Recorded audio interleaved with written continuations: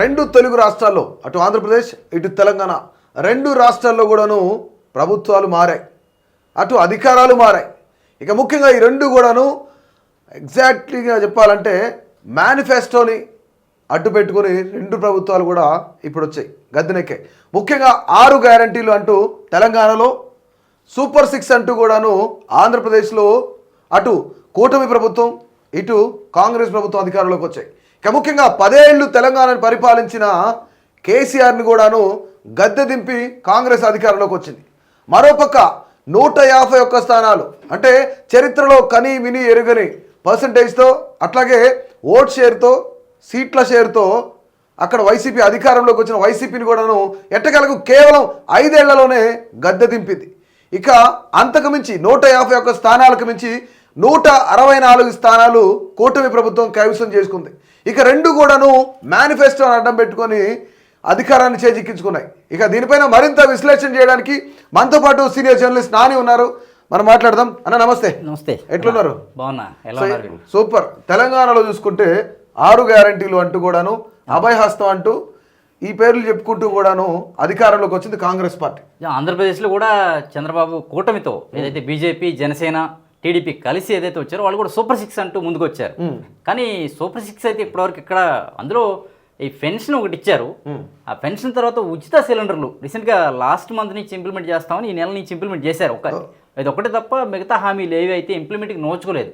వీటిలో ప్రధానంగా అసలు ఆంధ్రప్రదేశ్ని తీసుకుంటే క్యాపిటల్, మనకి క్యాపిటల్ ఆంధ్రప్రదేశ్కి తీసుకుంటే బైఫర్కేషన్ ఆఫ్టర్ ఏదైతే ఉమ్మడి ఆంధ్రప్రదేశ్ విభజన జరిగిందో, విభజన జరిగినాక ఆంధ్రప్రదేశ్కి క్యాపిటల్ అనేది లేకుండా పోయింది అనేది ప్రధానంగా చెప్పుకోవాల్సింది. చంద్రబాబు బైఫర్కేషన్ తర్వాత టీడీపీ ప్రభుత్వం అధికారంలో రావడం, చంద్రబాబు ముఖ్యమంత్రి కావడం, అమరావతిని క్యాపిటల్గా ప్రకటించి అక్కడ భూసేకరణ చేసి, భూ సమీకరణ చేసి, సేకరణ చేసి రాజధాని ఏర్పాటుకు ప్రయత్నం చేశారు. అయితే తదుపరి ఎన్నికల్లో వైసీపీ రావడం, 3 రాజధానులు అంటాం, ఈ రాజధాని అనేది పక్కన పడిపోయింది. ఇప్పుడు మళ్ళీ చంద్రబాబు ముఖ్యమంత్రి అయ్యారు. అయితే ఇప్పటి వరకు 6 నెలల కాలం కావస్తుంది ప్రభుత్వం వచ్చి, కానీ రాజధాని అనే దానికి అడుగు పడలేదు ఇంతవరకు. ఏదో అసలు ఇప్పుడు అంటే అమరావతిలో పరిస్థితి ఏంటంటే, ఇంతకు ముందు ఏదైతే అక్కడ పిచ్చి మొక్కలు వేయటం, ఈ కాంట్రాక్ట్ ఒక్కటే అంటే ఈ పిచ్చి జంగిల్ క్లియరెన్స్ జరిగింది. దాదాపుగా దానికి 35 కోట్ల బడ్జెట్ కూడా పెట్టారు. సో అసలు ఇప్పుడు పరిస్థితి ఏంటి, అసలు అమరావతిలో ఏ విధంగా ఉంది? ఏమి లేదు, అమరావతిలో జంగిల్ క్లియరెన్స్ చేశారు అంతే. అక్కడ సిమెంట్ కానీ ఒకటి రాయి కానీ పెట్టలేదు ఇంతవరకు. అయితే అమరావతి ఖచ్చితంగా నేను కట్టి తీరుతానని చెప్తున్నారు. ఏదైతే పాత టెండర్లని రద్దు చేసి మళ్ళీ కొత్తవి ఇస్తామని చెప్తున్నారు. అమరావతిని పూర్తి స్థాయిలో నిర్మిస్తామని చెప్తున్నారు. కానీ ఏదో ప్రపంచ బ్యాంకు నుంచి 15,000 కోట్ల రుణం కోసం ప్రయత్నం చేస్తున్నారు. ఏదో కేంద్రం ష్యూరిటీతో ఈ లోన్ అయితే తీసుకొస్తామని చెప్తున్నారు. రైట్, ఇక్కడ మీకు 15,000 కోట్లు అని చెప్తున్నారు. రాజధాని అమరావతి కొంచెం ముందుకు వెళ్ళాలా వెనక్కి వెళ్ళాలా, జంగిల్ క్లియరెన్స్ ఏదో ఒకటి జరిగింది. కానీ ఇక్కడ ఇంకో విషయం ఏంటంటే, అంటే దీన్ని ఏ విధంగా, దీన్ని హాస్యాస్పదం అనాలా లేదంటే అసలు ఏ విధంగా చెప్పాలనేది ఒకసారి చెప్తాను. ఎందుకంటే హైదరాబాద్ క్యాపిటల్ గురించి చెప్పాలి. హైదరాబాద్ ఇప్పుడు క్యాపిటల్గా ఉంది తెలంగాణకి. ముఖ్యంగా ఈ హైదరాబాద్లో ఇప్పుడు సెక్షన్ 144 అమల్లో ఉంది. హైదరాబాద్, సికింద్రాబాద్ 2 జంట నగరాల్లో సీఎం గారి సొంత జిల్లాలోనే 1861 యాక్ట్ అమల్లో ఉంది. ఓకే, తర్వాత సెక్రటేరియట్ చుట్టుపక్కల బిఎన్ఎస్ యాక్ట్ 163 అమల్లో ఉంది. ఈ ఇవన్నీ చూస్తుంటే ఇవన్నీ ఒక ఎత్తు అయితే, ఇక ఇక్కడ ప్రధానమైనటువంటి హైడ్రా ఒకటి, దాని తర్వాత దీనికి సంబంధించి మూసీ కూడాను, మూసీ ప్రక్షాళన అనేది, ఈ రెండు మెయిన్. ఇప్పుడు ప్రపంచవ్యాప్తంగా హైదరాబాద్ అంటే అందరికీ తెలిసిందే. కానీ ప్రపంచవ్యాప్తంగా హైదరాబాద్ ని కొంచెం దిగజార్చే పని ఏం జరుగుతుంది అంటే, ఇగో ఈ సెక్షన్లన్నీ అమలు జరుగుతూ ఉన్నాయి. ముఖ్యంగా 144 సెక్షన్ ఇంతవరకు జంట నగరాలు ఒకేసారి ఎక్కడా లేదు.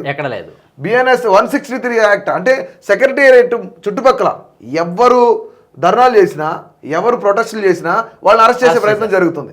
ఇక మహబూబ్ నగర్ జిల్లా సీఎం గారి సొంత జిల్లాలో ఎప్పుడు 1961 నాటి పోలీస్ యాక్ట్ అమల్లో ఉంది.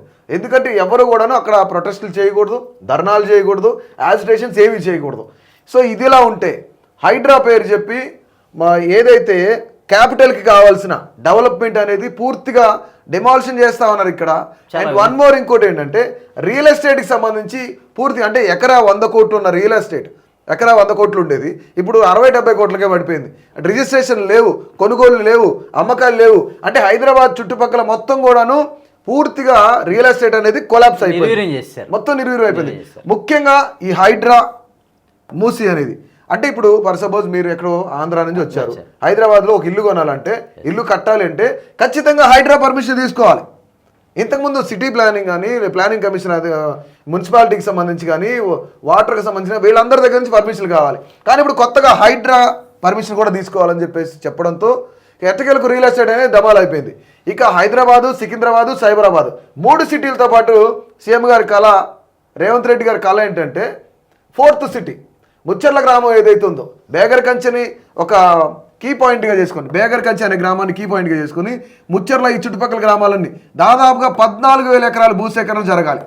ఈ 14,000 ఎకరాల్లో pharmaceutical companies, health university, sports university, international school, అంటే ప్రపంచంలో ఎక్కడ ఏ వ్యాధికి దొరకని ఎక్విప్మెంట్ అంతా కూడా ఈ 14,000 ఎకరాల్లోనే 4th సిటీలో దొరుకుతుంది.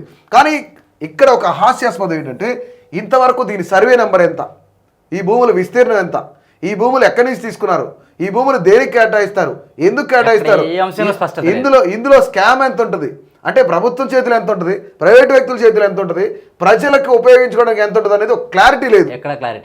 మీకు అమరావతిలో ఏ విధంగా అయితే ఉందో క్లారిటీ లేకుండా ఇప్పుడు తెలంగాణ అమరావతి విషయం తీసుకుంటే కూడా ఇదే పరిస్థితి కొనసాగుతుంది. అమరావతి గురించి పాపం రైతులు ఎంతో ఆనందంతో భూములు ఇచ్చారు, అమరావతి రాజధాని ఏర్పాటు చేస్తారని. చంద్రబాబు కూడా నా కళ అమరావతి రాజధాని అని చెప్పుకుంటూ వచ్చారు. కానీ అమరావతి రాజధానికి నిధులు అయితే కేటాయించారు, బడ్జెట్ లో కూడా భారీ స్థాయిలో నిధులు కేటాయించారు. కానీ అసలు అమరావతి రేపు మళ్ళీ జమిలీ ఎన్నికలు వస్తే అమరావతిలో కనీసం పావంతు కూడా పూర్తయ్యే పరిస్థితి అయితే కనిపించలేదు. చంద్రబాబు గారు ఒక మాట చెప్పారు అన్నారు, అమరావతి నా కళ అని చెప్పారు. 4th సిటీ రేవంత్ రెడ్డి గారి కళ అని చెప్తారు. కళలు ఇక్కడ ఏంటంటే చాలా ఎక్కువ గమనించాల్సిన విషయం, ఇక్కడేమో అభయహస్తం 6 గ్యారెంటీలు ఇచ్చారు, ఇక్కడేమో సూపర్ 6 అని ఇచ్చారు. ఇక్కడ 6 ఎలా వర్కౌట్ అయింది? ఇక్కడ గతంలో రేవంత్ రెడ్డి గారు టీడీపీలో పనిచేసిన వ్యక్తి, ఆయన టీడీపీలో ఉన్న వ్యక్తి, మొదటి నుంచి ఆయనే అధిపతి. సో వీళ్ళిద్దరికి ఒక మంచి అవినాభావ సంబంధాలు ఉన్నాయి. కానీ ఇద్దరు 6 ఎట్లా అనుకున్నారు? ఇద్దరు ఏదో మరి గురు శిష్యులు బంధం కదా, ఇద్దరు అనుకుని చెప్పుంటారు, ఇది అమలు చేసే హామీలు కాదు ఎలాగివి అని చెప్పుకొని ఉంటారు. ఎందుకంటే 6 నెలలు అంటే ఆంధ్రప్రదేశ్లో టీడీపీ గవర్నమెంట్ వచ్చి చాలా ఎక్కువ కాలంగా చెప్పుకోవాలి. 40 years ఇండస్ట్రీ అని చెప్తారు చంద్రబాబు ఎక్కడైనా. 40 years ఇండస్ట్రీ అని చెప్పుకున్నటువంటి చంద్రబాబు 6 నెలల్లో కీలకమైనటువంటి ఏదైతే తల్లికి వందనం కావచ్చు, లేదంటే మహిళలకు ఉచిత బస్ ప్రయాణం కావచ్చు, ఏదైతే కర్ణాటకలో తెలంగాణలో అధికారం చేపట్టిన వెంటనే అమలు చేశారు ఉచిత బస్కి మహిళలకి. ఆంధ్రప్రదేశ్లో ఇప్పటి వరకు ఆ ఊసే లేదు. ఉచిత బస్సు గురించి చెప్తా ఉన్నారు. అంటే మెదక్ కానీ ఆ ప్రాంతాల్లో నేను గ్రౌండ్ రిపోర్ట్కి వెళ్ళినప్పుడు మహిళలు కూరగాయలు కొంటానుకో, షాపింగ్లు చేయడానికో, ఇంకా ఒక మాట చెప్పాలంటే ఇంట్లో వంట నూనె అయిపోతే హైదరాబాద్ వచ్చిన వాళ్ళు కూడా ఉన్నారు. అసలు అంటే ఆ ఉచిత బస్సు అనేది ఒక పరిమిట్ అనేది ఏం లేదు, పరిమితం అనేది ఏం లేదు. ఆధార్ కార్డు తెలంగాణకు సంబంధించిన వ్యక్తులు ఉంటే, మహిళలు ఉంటే వాళ్ళని ఎక్కడికైనా తీసుకెళ్తారు, ఎక్కడికైనా తీసుకొస్తారు. సో మీకు ఓన్లీ ఇప్పుడు ఇవన్నీ రావట్లేదని చెప్పారు కదా. సో ఇక్కడ వీళ్ళు ఇచ్చిన 6 గ్యారెంటీల్లో 500 రూపాయలకి గ్యాస్ సిలిండర్ ఇస్తానన్నారు, ఇది రాలేదు. 200 రూపాయలు 200 యూనిట్లు కాలిస్తే కరెంటు దానికి ఉచితం అన్నారు, ఇది అమలు కావట్లేదు. ప్రతి మహిళకు 2,500 ఇస్తానన్నారు, అది లేదు. ఇది అమలు కావట్లేదు. కేవలం ఫ్రీ బస్ మాత్రమే అమలు అవుతుంది. వీటిలో దాదాపుగా మీరు చెప్పిన వాటిలో మాకు ఉచిత సిలిండర్లు ఒకటి ఈ మంత్ నుంచి అమలు అవుతుంది. ఏదైతే ఈ 2000 ఇది ఉందో చూసారా మీరు, అంటే మీకు ఇక్కడ 1,500 ఇస్తానన్నారు. 1,500 మహిళలకి 1,500 ఇస్తా అన్నారు, ప్రతి మహిళకి 1,500 ఇస్తాన్నారు ఏపీలో. అలాగే తల్లికి వందనం కింద 15,000 రూపాయలు ప్రతి విద్యార్థిని, ఎంతమంది పిల్లలు ఉంటే అంతమందికి. నిమ్మల రామాయణ పెద్ద ట్రోల్ అయింది, మీకు 15,000 మీకు 15,000 మీకు 15,000 అని మొన్న వినాయక చవితికి ఫుల్ ట్రోల్ చేశారు ఆయన. అయినా కూడా స్కీమ్ ఇంప్లిమెంట్ చేయడానికి ఎక్కడ కూడా వాళ్ళు ముందుకు రావట్లేదు. ఇప్పుడు 15,000 ఇస్తారని చదువుకోవడానికి వినాయక చవితి అంత ట్రోల్ చేశారు. అయినా కూడా వాళ్ళు ఏంటో మరి దాన్ని అలాగా పెట్టేసి కూర్చున్నారు. కానీ ఇస్తామని చెప్తున్నారు. కానీ అంటే జగన్ ఇక్కడ మనం పొగట్టం కాదు, కానీ జగన్ ఒక క్యాలెండర్ పెట్టి మరి ఆ స్కీమ్స్ ఇంప్లిమెంట్ చేశారు. పలానా నెలలో ఈ స్కీమ్ ఇస్తా, పలానా నెలలో ఈ స్కీమ్ ఇస్తానని. ఆ క్యాలెండర్ కూడా ఈ కూటమి ప్రభుత్వం ఇంప్లిమెంట్ చెప్పలేకపోతుంది. పలానా నెలలో నేను తల్లికి వందనం ఇస్తాం, పలానా నెలలో ఉచిత బస్ ఇస్తాను, లేదు పలానా నెలలో 1,500 రూపాయలు ఇస్తాను, ఇటువంటి స్కీమ్స్ ఏవి చెప్పలేకపోతుంది. ఒక సిలిండర్, ఒక గ్యాస్ సిలిండర్ ఒకటి ఇది మంత్రి నుంచి ఇస్తున్నారు, మిగతా స్కీమ్స్ పరిస్థితి ఏంటనేది ఇప్పటికీ తెలియదు. సో అంటే ఇప్పుడు ఇంతకుముందు గతంలో 2014 నుంచి 19 బైఫర్కేషన్ తర్వాత చంద్రబాబు నాయుడు గారు అధికారంలో ఉన్నారు. ఆయన ఉన్నప్పుడు టిట్కో ఇల్లు కట్టించి ఇంత అమౌంట్ కట్టాలి, ఆ టిట్కో ఇల్లు ఇస్తానని చెప్పారు. సో వాటి పరిస్థితి ఏంటంటే జగన్మోహన్ రెడ్డి గారు ఒక సెంటు స్థలంలో ఉండటానికి డబుల్ బెడ్రూమ్ ఇల్లు, సింగిల్ బెడ్రూమ్ ఇల్లు ఇస్తానన్నారు. దాదాపుగా ఈ లక్షల్లో కట్టి 20 లక్షల ఇల్లు కట్టామన్నారు. అసలు ఆ ఇంట్లో ఇళ్ల పరిస్థితి ఏంటి అసలు? అంటే టిట్కో ఇల్లు చంద్రబాబు టైంలో కట్టిన మాట వాస్తవమే, వాటిని ఇవ్వకుండా ఆ టైంలో ఆపేశారు. తర్వాత జగన్ వచ్చినా కూడా ఇవ్వలేదు. వాటికి రంగులు అయితే వేశారు, కానీ రంగుల వివాదం పెద్ద ఇష్యూ అయింది, కోర్టు వరకు వెళ్ళారు. ఆ చంద్రబాబు వచ్చినాక ఇల్లును కొంతమంది అలాట్ చేశారు, జగన్ కొంతమందికి అలాట్ చేశారు. ఇక జగన్ అయితే ఏదో ఇల్లు 20-30 లక్షల మందికి ఇల్లు ఇస్తానన్నాడు. వాటిలో స్థలాల అలాట్మెంట్ బాగా జరిగింది, కానీ ఇల్లు కట్టించడం అనేది మాత్రం జరగలేదు.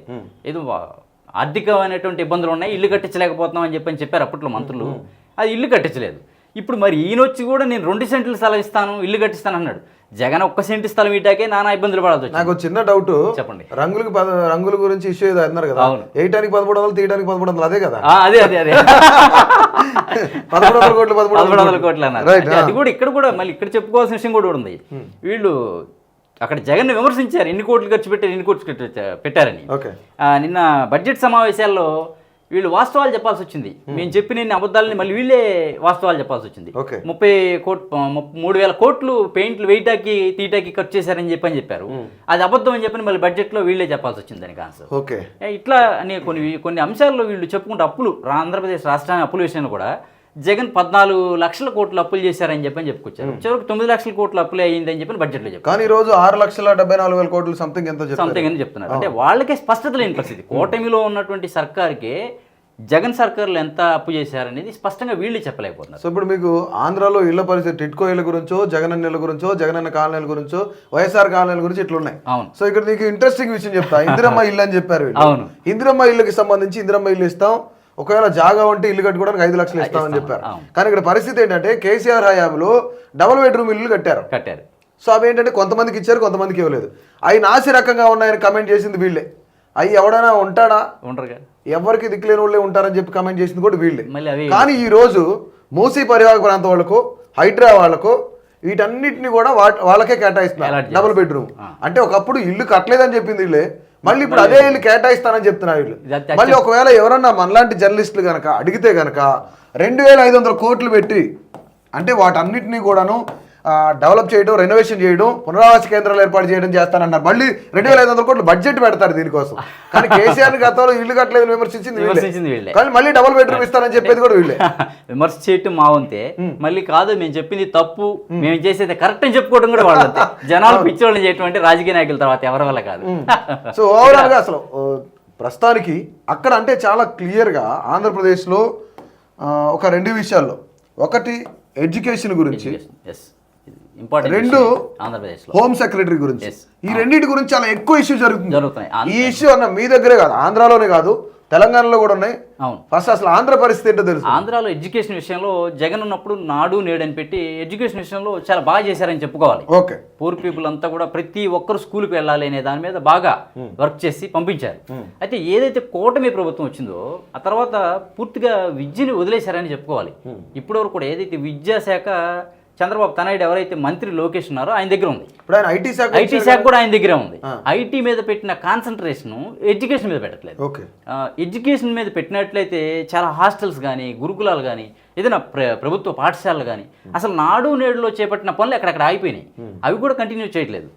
ఆ గవర్నమెంట్ చేపట్టిన పనులు నేను ఎందుకు చేయాలనుకున్నారా, లేకపోతే ఎడ్యుకేషన్కి ప్రయారిటీ ఇవ్వకూడదు అన్నారా తెలియదు. కానీ సోషల్ వెల్ఫేర్ చాలా దారుణంగా ఉంది. పిల్లలు బయటకు వచ్చి కామెంట్ చేస్తారు. ఎన్టీ రామారావు గారు మానసపుత్రిక సోషల్ వెల్ఫేర్ చెప్తారు. ఆ మానసపుత్రిక కానీ ప్రకటనలు చేయటమే తప్ప వీళ్ళు వెళ్ళి అసలు గ్రౌండ్ వర్క్ ఒక ఎమ్మెల్యే కానీ, ఒక మినిస్టర్ కానీ వాళ్ళ నియోజకవర్గంలో ఉన్నటువంటి దేని దగ్గరికి కూడా వెళ్ళి ఏ గురుకులం, ఏ సోషల్ వెల్ఫేర్ హాస్టల్కి వెళ్ళి కూడా వీళ్ళు సందర్శిస్తున్నటువంటి దాఖలాలు లేవు. వాళ్ళు గ్రౌండ్కి వెళ్తే అక్కడ ఉన్న ఇబ్బందులు తెలుస్తాయి. వాళ్ళు సరైన ఫుడ్ లేకపోవడం, మౌలిక వసతులు లేకపోవడం, చాలా ఇబ్బందులు ఉన్నాయి గ్రౌండ్లో. అంటే జగన్ ఉన్నప్పుడు ప్రతిదీ కాన్సన్ట్రేట్గా చేశారని చెప్పడం కాదు, కానీ కొంతవరకు కాన్సన్ట్రేషన్ చేశారు దాన్ని. ఓకే, ఇప్పుడు ఎడ్యుకేషన్ గురించి మీరు అక్కడ ఆంధ్ర గురించి పరిస్థితి అట్లా ఉంది.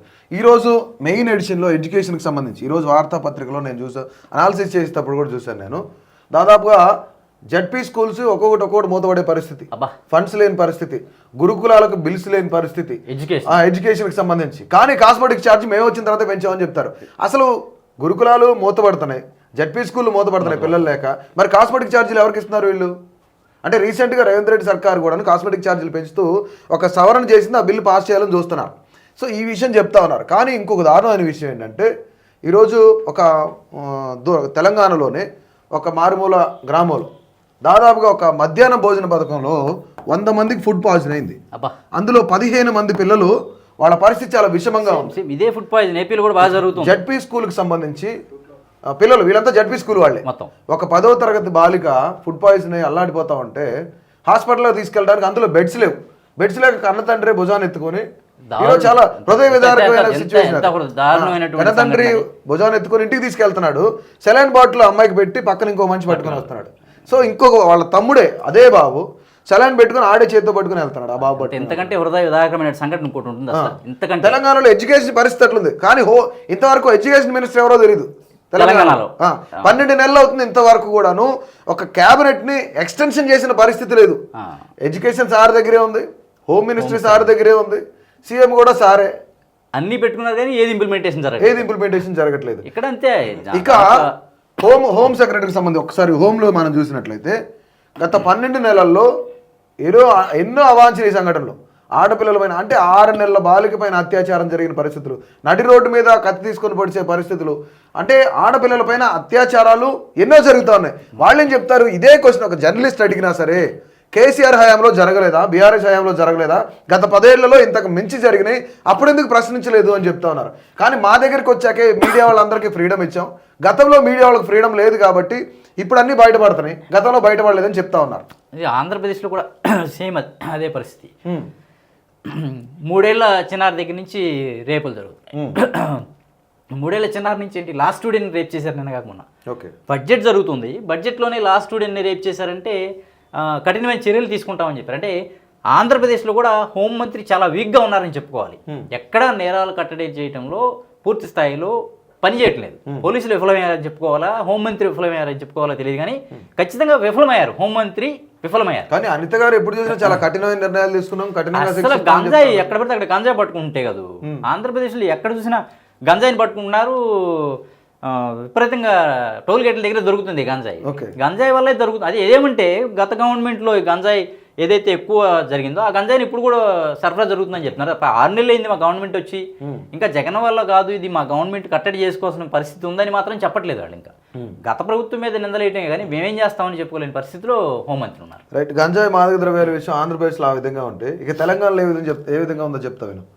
పబ్బుల్లో అయినా, క్లబ్బుల్లో అయినా, రోడ్లపైన అయినా, ఇక ఈ మెట్రో ఎక్కడో దూరంగా ఉన్న పిల్లర్స్ కిందనైనా సరే, అంటే 16 ఏళ్ల పిల్లల దగ్గర నుంచి 60 ఏళ్ళు 70 ఏళ్ళు పైబడిన ముసలివాళ్ళ వరకు, పెద్దవాళ్ళ వరకు, రాజకీయ నేతలు, సినీ ప్రముఖులు, వీళ్ళందరూ పొలిటీషియన్స్ పిల్లలు, ఎవరైతే కొంత బడాబాబుల పిల్లలు ఉన్నారో తెలంగాణలో విచ్చలవిడిగా డ్రగ్స్ కానీ, గాంజా కానీ, ఇవన్నీ కూడా ఎస్పెషల్లీ హుక్కా సెంటర్లు, ఇప్పుడు హుక్కా సెంటర్లకు పర్మిషన్ ఇచ్చింది గవర్నమెంటే, కానీ అలాంటి సెంటర్స్లో కూడాను మాదక ద్రవ్యాలు అనేకమైన జరుగుతూ ఉన్నాయి, దొరుకుతూ ఉన్నాయి. రీసెంట్గా ఒక మాజీ మంత్రి, బీఆర్ఎస్ పార్టీకి సంబంధించిన మాజీ మంత్రి, ఆయన బామ్మర్ది ఇంట్లో కూడాను ఒక పార్టీ అని చెప్పేసి ఫారిన్ మద్యం బాటిళ్ళు, కొకైన్, ఇవన్నీ డ్రగ్స్ అన్ని బాగా దొరికినాయి. సో ఆయన అరెస్ట్ చేసిన పరిస్థితి కూడా ఉంది. సో తెలంగాణలో విచ్చలవిడిగా మాదక ద్రవ్యాలు అమ్మకాలు జరుగుతున్నాయి, కొనుగోలు జరుగుతున్నాయి, ఉపయోగించడం కూడా జరుగుతుంది.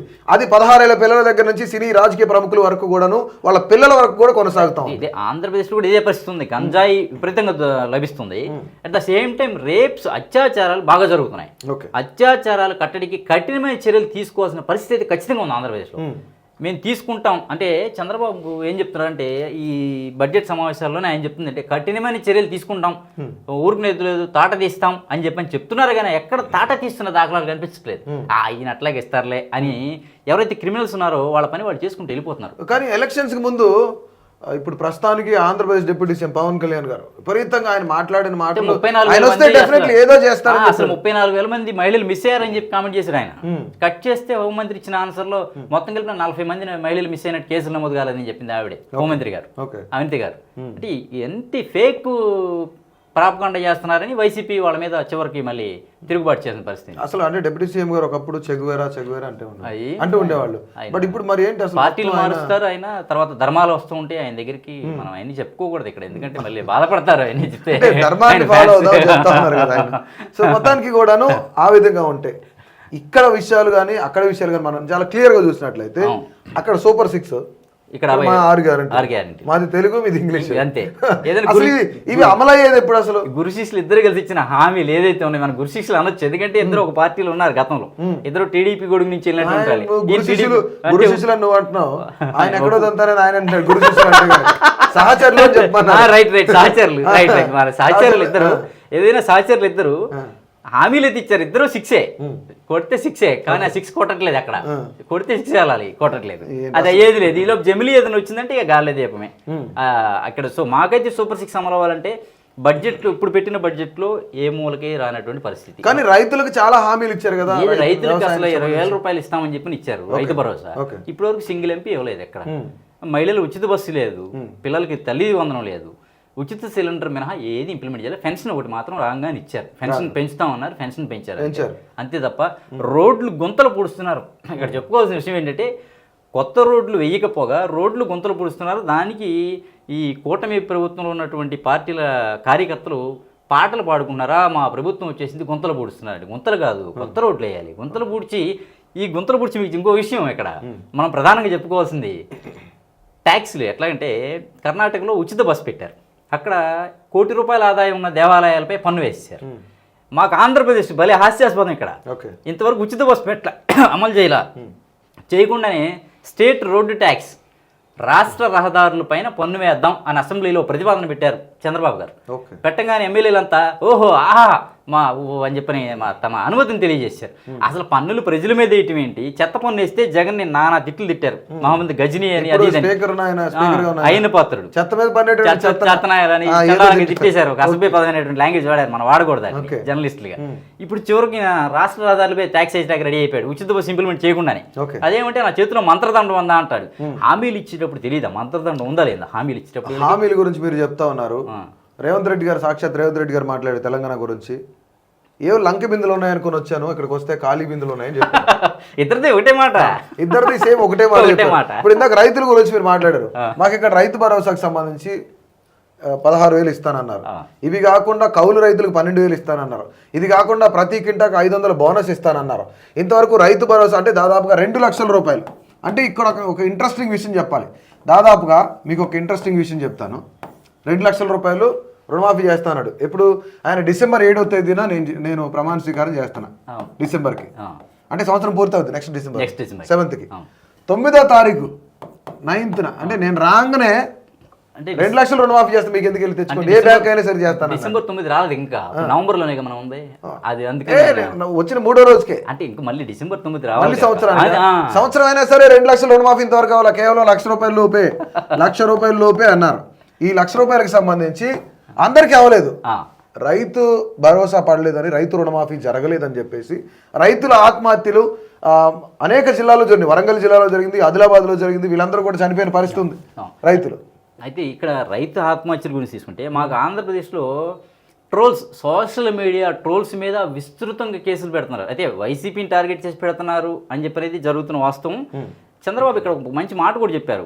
వైసీపీలో ఉన్నటువంటి మహిళల మీద ట్రోల్స్ చేసినా కూడా టీడీపీ వాళ్ళైనా జనసేన వాళ్ళైనా కేసు నమోదు చేస్తామన్నారు. ఒక కేసు కూడా నమోదు పీడీ యాక్ట్ కూడా తీసుకొస్తామన్నారు. కాకపోతే ఇక్కడ అప్పట్లో గీతాంజలి అని ఒక మహిళ చనిపోయింది, గృహిణి, తెనాల్లో. ఈ ఏడాది మార్చి 4న అమ్మాయి ఇంటి పట్ట తీసుకుంటే ఆనందం వ్యక్తం చేసి చనిపోయింది. అదే ఆనందం వ్యక్తం చేస్తూ వీడియో మాట్లాడింది మీడియా. బాగా ట్రోల్ చేశారు. ట్రోల్ చేసిన వాళ్ళంతా కూడా ఈరోజు కూటమి పార్టీకి సంబంధించిన వాళ్ళు చాలా మంది ఉన్నారు. అసలు సోషల్ మీడియాలో కేసులు పెడితే ట్రోల్స్ పెట్టిన వాళ్ళు కదా. ఇప్పుడు బాబు గారు కనుక కేసులు నమోదు చేస్తే ఆ గీతాంజలి విషయంలో ఎవరైతే ట్రోల్స్కి వెళ్ళారో వాళ్ళ మీద కేసులు బోర్డు నమోదు చేయాలి. నిజమైన కేసులు నమోదు చేసే కూటమి ప్రభుత్వం అయితే గీతాంజలి మీద ట్రోల్స్ చేసిన వాళ్ళు పట్టుకొచ్చారు. అసలు ఇప్పుడు మీకు ఒక సామాన్య ప్రజల గురించి ట్రోల్స్ జరుగుతుందని చెప్పారు. ఇక్కడ సాక్షాత్ మంత్రి గారే నన్ను ట్రోల్ చేశారు, నేను అందుకే కేటీఆర్ని తిట్టానని చెప్తా ఉన్నారు. ఏమని తిట్టారు? సమంతకి నాగార్జునకు మధ్య చెడిపోవడానికి కారణం కేటీఆర్ అని చెప్పారు. ఆయన డ్రగ్స్ కేసులో కూడా ఉన్నారని చెప్పారు. నన్ను ట్రోల్ చేశారు కాబట్టి ఆవేదన వ్యక్తం చేయను, నేను కావాలని నేనేమనలేదు, నాకు బాధ అనిపించింది, నేను అన్నానని చెప్పారు. అసలు ఈ సోషల్ మీడియా ట్రోల్స్ అనేవి రాజకీయ నాయకుల దగ్గర నుంచి ప్రారంభించాలి. కట్టడి చేయటం, మేము ట్రోల్స్ చేయం మీరు ట్రోల్స్ చేయొద్దు అని ఏదైతే రాజకీయ పార్టీలు ఉన్నాయో ఆ పార్టీలన్నీ కూడా వాళ్ళకున్న సోషల్ మీడియా వెంగులో ఖచ్చితంగా ట్రోల్స్ ఆపేసి ఏదైతే చేయట్లేదో విమర్శించాలి. అందరికీ సహేతుకమైనటువంటి పద్ధతిలో విమర్శలు చేయాలి. ఈ ట్రోల్స్లో అసభ్యకరమైన పదజాలం, ఇళ్లలో ఉన్నటువంటి ఆడవాళ్ళు బాధపడే పదజాలం చాలా అసభ్యంగా జరుగుతుంది. ఖచ్చితంగా దీన్ని వ్యతిరేకించాలి ఎవరైనా సరే, మన జర్నలిస్టులుగా కావచ్చు, కామన్ మ్యాన్స్ కావచ్చు. సోషల్ మీడియాలో జరుగుతున్న ట్రోల్స్ని ఎవరైనా వ్యతిరేకించాల్సింది. ఏ పార్టీ అయినా కూడా దాన్ని ఉపేక్షించకూడదు. రైట్. ఇక మొత్తానికి ఓవరాల్గా మనం చూసుకున్నట్టయితే అక్కడ సూపర్ 6 అమలయ్యేది ఎప్పుడు, ఇక్కడ 6 గ్యారెంటీలు అమలయ్యేది ఎప్పుడు అనేది మీకు మాకు క్లారిటీ లేదు. ప్రభుత్వంలో ఉన్న వాళ్ళకి కూడా క్లారిటీ Clarity లేదు లేదు. మరి ప్రజలకు ఏమన్నా క్లారిటీ ఉందా లేదా, అసలు వాళ్ళు ఏమనుకుంటున్నారు? ఆంధ్రప్రదేశ్లో బాబు సూపర్ 6 అమలవుతుందా, లేదంటే తెలంగాణలో 6 గ్యారెంటీలు అభయహస్తం ఎప్పుడు అమలవుతుంది? అమలైతే కనుక ఇప్పటి వరకు అమలైన పథకాలు ఏవేవి ఉన్నాయి, అసలు అమలు అవుతాయా లేదా, ఎప్పటికి అమలు అవుతాయి అనేది ప్రతి ఒక్కరు కూడా మీకు తెలుస్తుంటే కనుక డెఫినెట్లీ కామెంట్ బాక్స్లో కామెంట్ చేయండి. మీ యొక్క అభిప్రాయాన్ని తప్పకుండా తెలియజేయండి. తెలియజేయండి.